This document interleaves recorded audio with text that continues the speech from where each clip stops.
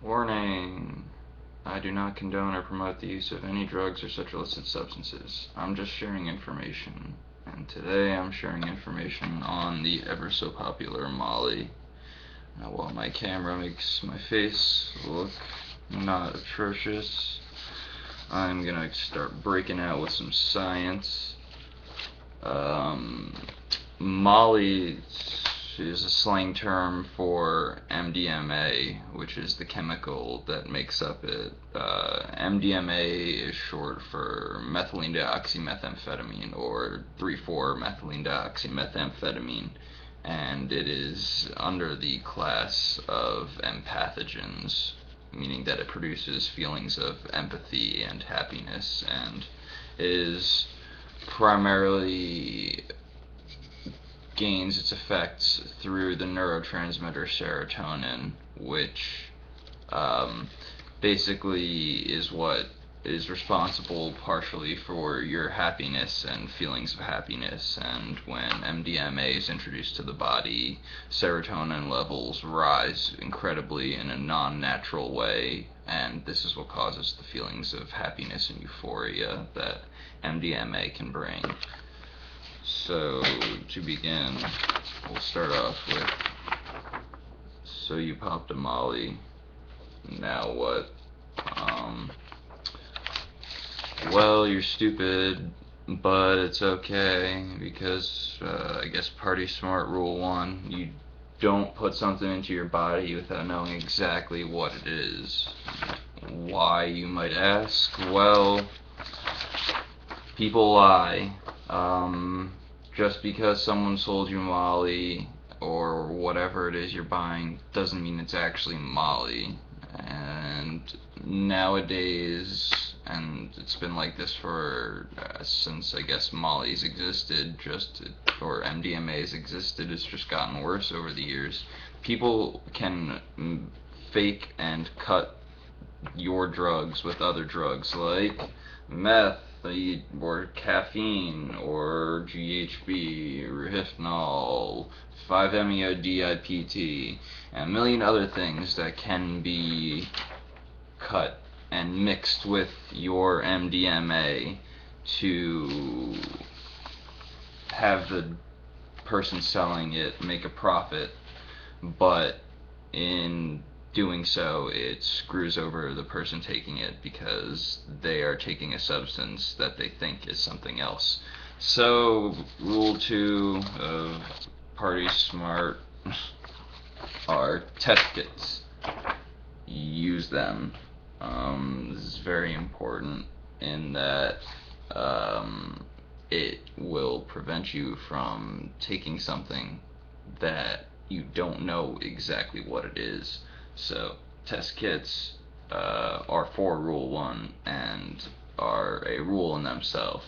And you can get these online anywhere, they're not expensive, and really all you have to do is basically just drop a little liquid that the test kit comes with onto your sample, and it will turn to a certain color, and based upon that you can determine if what you have is what it actually is. And like I said before, it can be cut with a million different things, but I also want to clear up another common misconception that that ecstasy, rolls, Molly, moon rocks, all that stuff are different drugs. They're not. They're all methylene dioxymethamphetamine. They are just different forms. It's the same chemical that causes the effect, but they just come in different forms, and these different forms usually vary in purity, but like I said, people can fake anything to look like something and cut it with anything. So someone can take crystal meth and sell it as moon rocks for a lot of money and just say it's incredibly pure MDMA, and anyone who hasn't watched this video and doesn't know better will end up wasting a lot of money on crystal meth and having a bad time. Simply put, you're gonna have a bad time. So So that brings me to another important rule. This is for people who are about to do this for their first time. I don't promote it, but people are going to do it, and I want them to be safe and in the know as far as basic information goes.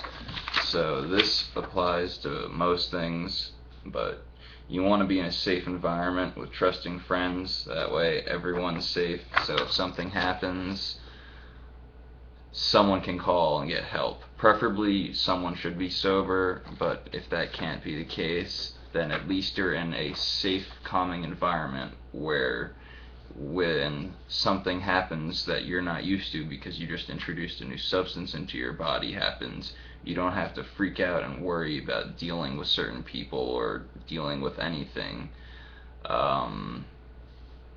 That can also be a major factor even on just the experience itself, because this, if done and used and not abused, should be a positive experience. Now again, I'm not promoting or saying that you should use this or anything like that. I'm just trying to prevent and reduce harm. So this brings me to my next rule. Don't OD, and don't OD as in don't overdo it. You don't rush into things. This is something new to you and you've never done it before.